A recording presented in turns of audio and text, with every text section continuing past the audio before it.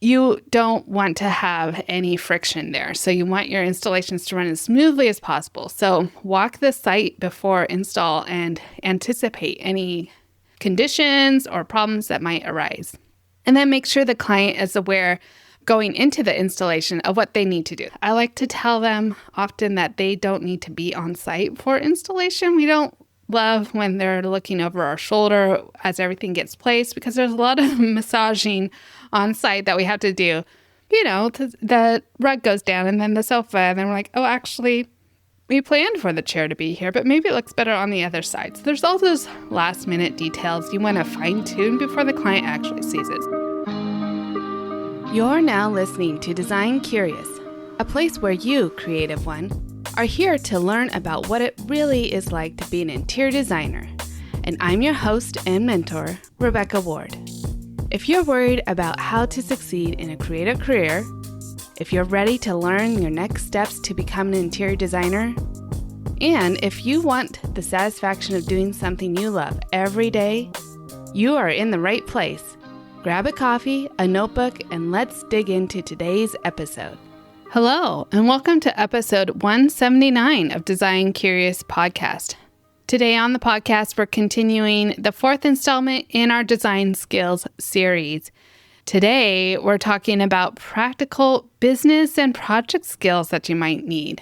Most designers can develop a design vision, but the execution is probably where you don't realize you need more skills than you thought you did when you signed up for the career. So that's what we're going to get into today. Don't forget to check out the links in the show notes. I've got some freebie downloads for you for those starting out in the career, some things I wish I had known before I started, and then also the roadmap to interior design. You might want to get those. So go check that out. Okay, now let's get into practical business and project skills that you might need that you didn't know you needed. So when you think of skills that you need as an interior designer, you're not necessarily thinking business skills or, maybe project skills, how to run a project, but business skills really as an interior designer. And as we talked about before, most designers do end up going into business for themselves, especially residential designers. That's why we need to talk about it. So you can be the best designer, but that doesn't mean you're going to have happy clients because you might not know, or you might not be profitable because you might not know how to run a business. You might know how to design a project really well, but running a business is a whole different animal. So let's talk about the different areas that you want to focus on to develop your practical business and project skills to execute the design. So the first place you're going to focus on is project management. This is where you will separate the hobbyists from the pros, because if you're a hobbyist, you're not going to really have any systems for running the project. And it's really necessary to be a professional designer to have a system, to have steps of each project that can run smoothly through a workflow that is probably the same every single project. You're going to start in the same place. I have episodes talking about how I have a 7-step process that I take every project through, regardless of the scope of the project. We follow the same 7 steps every time. And so that project management framework is so valuable, and it keeps projects on track, and it helps you to not burn out, spin your wheels, reinvent any wheels, and really have confidence going into the project, and also helps you understand how many projects you can take on at a time. If you're a solopreneur, you might be focusing on 1 or 2 projects to start out with, but over time, when you have a project management system, you can stagger them and have them at different points of the process and really have a handle on each part of it. And so that can help increase your income as well. So creating project management systems is going to be helpful. Now, there's lots of project management softwares out there that you can explore to help you run your projects. Just to name a few, there's Programma, and I like Dubsado for the first part of my onboarding the client. So it's for steps 1 and a little into step 2.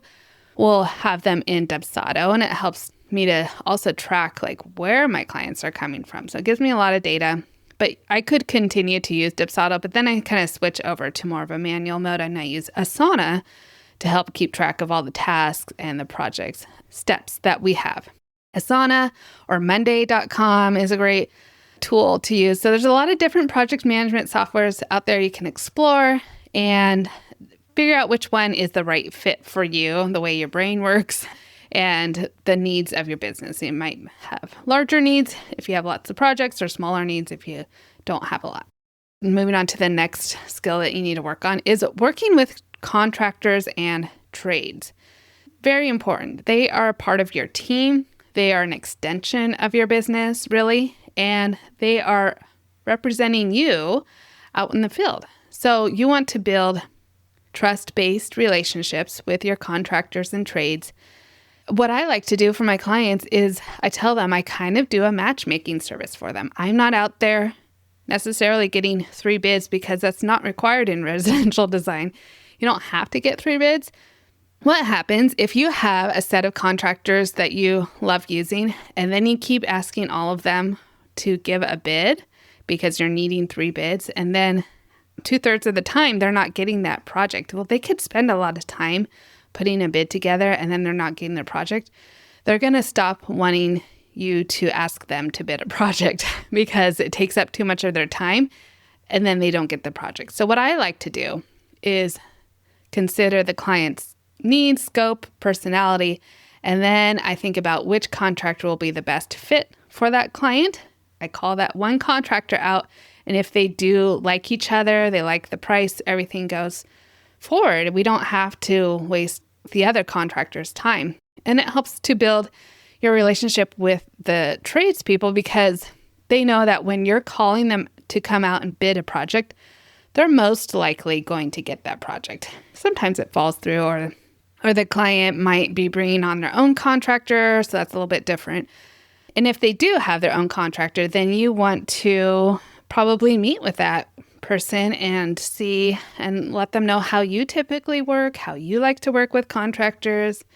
I always communicate with them at the beginning to say that, we are a team, and if there's an issue on site, please call me first before calling the client. Most of the time, the client doesn't have the answer and they'll have to call me anyway. And part of my service, my luxury service, is to have the client avoid those types of headaches. And so if the contractor can just bring those problems directly to me, I can answer them or filter them and then take it to the client if necessary, if I need the client to answer that question. But most of the time, I'm an advocate for the client and answering on their behalf for the best of the project needs and the client's needs. So you want to learn how to speak their language. So you might want to brush up on maybe, some of your construction vocabulary, understanding floorboards, ceiling joists, things like that. They might throw around drywall, where if you've never done any remodel before, you might not know these terms. You don't want to look like you don't know these terms in front of the client. And so building your construction vocabulary is very important if you're going to be doing a lot of remodels. You just want to make sure that you establish good communication with your trades from the beginning, and that you don't talk bad about your trades in front of the client either. It's a two-way street there, right? So you're looking for your A list, your A team, to always have your back and do their best work for you and for the client. So you're working on your relationships with your contractors and trades, and communicating with them is very important. Okay, next we're going to work on how to estimate and pricing to protect your profitability. This is probably one of the trickiest things for designers. Most of designers I find are undercharging. Their rates are too low when they come to me for mentorship. Or the other thing that I find they're doing is they're not charging for their consultations. And understand that your creativity and your ideas are a part of the value that you bring. So you can't be giving everything away for free. there's, a few things you can give away. Like if you're just doing a discovery call over the phone, you can kind of tell what you might want to do with the space, but you're not going to know until you're there. But I wouldn't go on site unless you're getting paid to go there, because it takes time to get in the car, it takes gas money to get there. You're there for an hour or two. That's time that could have been spent doing something else on another project. So your time is valuable. Always be charging for your initial consultations. So that's one way to work on your pricing if you're not doing that. And then another way is to understand what your margins are. So if you're selling furniture, you have to understand how much profit you're getting when you're selling. There's episodes I've gone over about selling wholesale furniture versus retail. And my recommendations, of course, always is to sell wholesale whenever possible. Wholesale, in my opinion, is anything that you get over a 30% discount. Otherwise, it's, in my opinion, retail. So understanding that you want to have profit margins that you're shooting for each piece of furniture, each item that you're selling to the client, hopefully it's in the 30 to 40% profit margin range. If you don't know how to get there, then that's a place that you need to develop your financial skills to understand how to pull a report and see what you're charging versus what it cost you and how to calculate your profit margins. You want to work on developing realistic budgets for your clients. One thing that I love having is a good, better, best kind of case study for how much furniture can cost for a space. Or it's like economical, mid-range, and high-end. Just because a lot of people have no idea that they're going to spend tens of thousands of dollars in just one room on their furnishings because everything adds up quickly. People are just, in general, not great at estimating, and they always underestimate. So you don't want to promise or suggest to a client that it's going to cost them $20,000 to remodel their kitchen if you don't know that's how much it's going to cost, and most likely it's going to be $120,000. So if you tell them $20,000 at the beginning, then they are going to hold on to that number probably, and then you will be in trouble when it comes in so much higher. So educating yourself on what typical project costs are. There's publications out there and websites and places that you can find that. You can also ask your colleagues and peers in the area what their last project cost for a kitchen remodel or for furnishing a living room, and just start to generate information that way if you don't have a lot of projects to pull off of for your own documentation.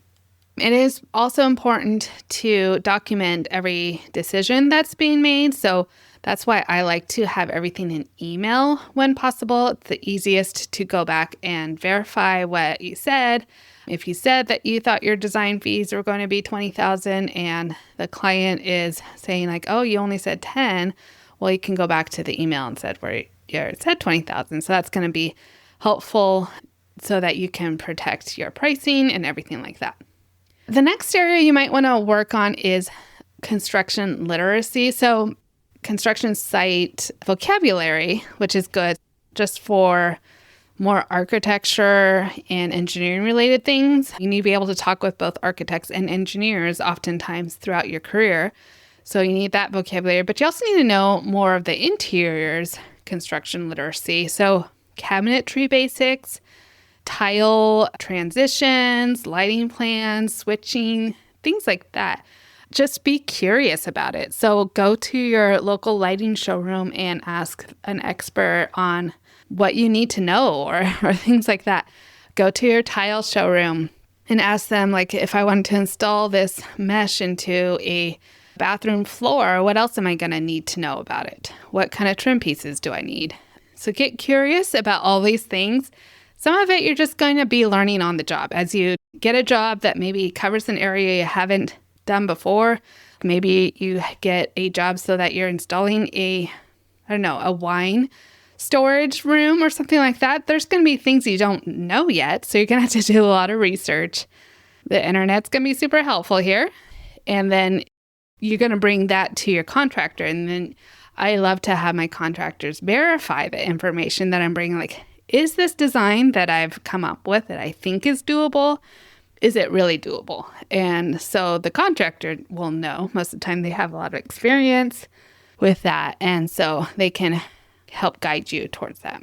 And then know when to bring in a specialist. So if you've never done a lighting plan before, then just go find a local lighting designer and partner with them on the project and learn from that experience. And then the more times you do that, the more confident you'll get with designing lighting for a space. So it's okay to bring in specialists when you need it. Bring in the cabinetry or a kitchen designer. If you've never designed a kitchen, you might want to partner with a kitchen designer who knows all the ins and outs and special upgrades and special drawers and things like that you might need for a kitchen to function properly. If you've never done that before, don't guess. Educate yourself or hire a specialist to help educate you. Okay, so another thing you're going to work on is managing installations and helping them to go smoothly. So you're going to want to develop a punch list way before you are on the job site to install your furniture or anything like that. What are you going to need to bring that day? Has the house been cleaned already? Did the client's existing furniture get moved out? Who does that? So things that you have to think about before the delivery company shows up with the furniture. You might need to ask the contractor about your trade schedules, or if you're hiring the trades directly, like maybe it's a painter or a flooring person, you're going to need to manage their schedule, coordinating deliveries, making sure that the delivery company knows if a heavy item needs to go upstairs. They like to know that ahead of time so they have enough manpower on site to take it. Sometimes some pieces will take 3 people to take it up a stair well. And how do they have to pivot in the stairs? We all know that Friends episode where the sofa was getting stuck in the stairway and they had to pivot. You don't want to have any friction there. So you want your installations to run as smoothly as possible. So walk the site before install and anticipate any conditions or problems that might arise. And then make sure the client is aware going into the installation of what they need to do. So they might need to be aware that they have to get rid of their furniture. That might not be a service that you're going to offer to them. So they need to have it donated, have it picked up, sell it, or whatever they need to do to get that old furniture out of there. Then they need to know whether you're hiring cleaners or if they need to hire cleaners to come in to clean.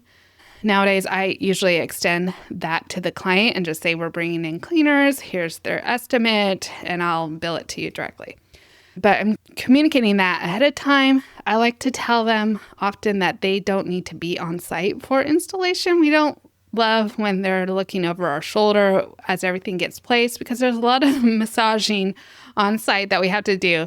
You know, the rug goes down and then the sofa, and then we're like, oh, actually, we planned for the chair to be here, but maybe it looks better on the other side. So there's all those last minute details you want to fine tune before the client actually sees it. So we'll communicate like, plan to go to coffee while we're doing the install. So you're not in the way. So things like that. So we actually have a PDF that we send to our clients for installation day. It's like what to know and what we're expecting of them. So one of the other last things you want to work on is leadership through execution. So how are you when a problem arises on site? Do you stay calm? Are you good at being decisive? Are you wishy-washy? Do you lead your team, which could be someone who's working with you, or it could be your trades? Are you good at leading them through challenges? So if you're not used to being in a leadership position, and I've talked before, I think a couple episodes ago, about designers being leaders. If you've never done any leadership work, then I would suggest you seek out some books, podcasts, things like that to help with your leadership skills. It's only going to help your projects run more smoothly. So that's about 6 of the areas in practical business and project skills that I'm recommending that you work on. Of course, there's so much more, but that's all you get in today.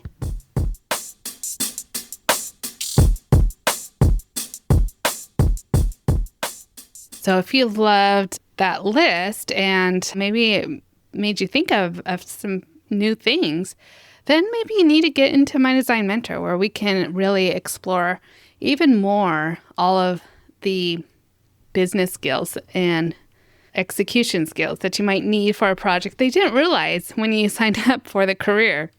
So go ahead to the show notes. There'll be links for My Design Mentor in there and also some free downloads. Don't forget, on Spotify, we have some playlists created for you of our favorite episodes depending on where you're at in your design career. So you can find those on Spotify. So that's it for this week. Next week, we'll have another great episode, an interview, and then after that, we're going to wrap all of these design skills up together in a final episode in the series. So be looking for that, and until then, stay creative. Thanks for listening. If you love this episode, please leave a rating and a review. This helps me reach other curious creatives like you. If you have a topic request or would like to contact me, simply head over to my website, rwarddesign.com, or email me at podcast@rwarddesign.com.